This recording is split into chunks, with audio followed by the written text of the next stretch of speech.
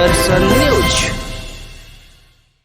अगर आप शिक्षा और रोजगार पर वोट करने लगेंगे तो जिस किसी दल को भी आप वोट करें, सुधार आपको उन क्षेत्रों में दिखेगा, क्योंकि आपको मिलता वही है जो जिन विषयों पर आप वोट करते हैं। प्रशांत किशोर ने सारण के बनियापुर में बिहार सरकार पर कसा तंज। अपनी जनसुराज पदयात्रा के 170वें दिन की शुरुआत सारण के बनियापुर प्रखंड अंतर्गत लोवा कला पंचायत स्थित संत जलेश्वर एकेडमी मैदान में सर्वधर्म प्रार्थना से हुई। दिन भर की पदयात्रा के दौरान प्रशांत किशोर 4 आम सभाओं को संबोधित किया और 6 पंचायत के 8 गांवों से गुजरते हुए 16 किलोमीटर की पदयात्रा तय की। इस दौरान प्रशांत किशोर ने बिहार सरकार पर कसा तंज। कहा, राजद के सत्ता में आने के बाद जंगल राज वापस आने की जो आशंका थी वो अब जमीन पर दिख रही है।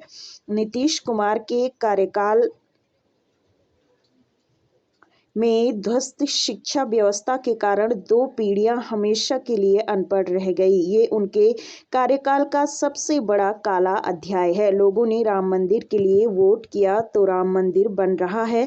जब लोग शिक्षा और रोजगार के लिए वोट करेंगे तो शिक्षा और रोजगार भी मिल जाएगा। पूरा जनसुराज का अभियान है। यही मेरा पूरा प्रयास है कि पहले समाज को इस बात के लिए समझाया जाए, जागृत किया जाए कि भाई आप अपने और अपने बच्चों के भविष्य के लिए जो जरूरी शिक्षा और रोजगार है उसके लिए वोट कीजिए।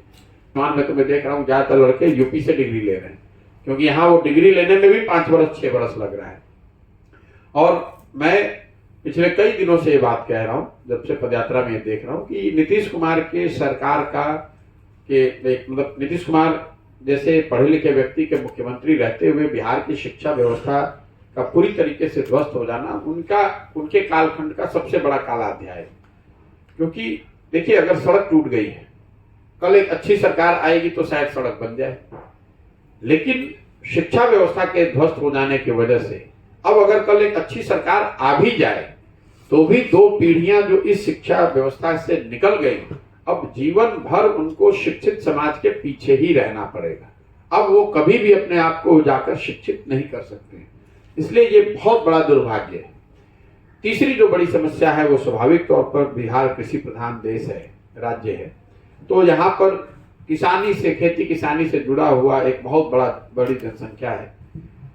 किसानों की जो यहाँ समस्या है, जो गरीबी बदहाली है, उसके पीछे एक मूल कारण ये है कि यहाँ पर एक बहुत बड़ी संख्या भूमिहीनों की है। वो तो मजदूरी है, लेकिन जिन लोगों के पास जमीन है वो जमीन इतनी छोटी है और उसमें जो खेती होती है वो, मैं कहता हूं, खाने वाली खेती होती है, कमाने वाली खेती नहीं होती है।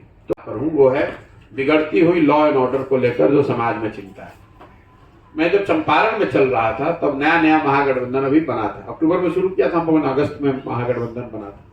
तो उस समय ज्यादातर लोग यही कहते थे कि देखिए शायद लॉ एंड ऑर्डर खराब हो जाएगा, लेकिन सिवान के बाद से मैं ये लगातार सुन रहा हूँ, जब लोग ऐसी घटनाओं का जिक्र कर रहे हैं कि किसी का मर्डर हो गया, अपहरण हो गया, डकैती हो गई, और कहीं ना कहीं जो वो डर लोगों के मन में था, हमेशा से रहता है। जब भी आरजेडी किसी सरकार के फॉर्मेशन में रहती है तो समाज में, बिहार में जो लोगों का जो अनुभव रहा है, बड़ा कटु अनुभव रहा है 15 साल का, 1990 से 2005 तक का, उसकी वजह से जो डर रहता है लॉ एंड ऑर्डर बिगड़ने का, वो कहीं ना कहीं अब जमीन पर थोड़ा दिखना शुरू हो गया है। और खासकर सिवान में मैंने सुना, और छपरा में भी लगातार सुन रहा हूं, हर दिन जब हम लोग गांव से गुजरते हैं तो बाकी सारी समस्याओं के साथ साथ बिगड़ते हुए लॉ एंड ऑर्डर की जो समस्या है उसके बारे में भी लोग खुलकर अब बता रहे हैं।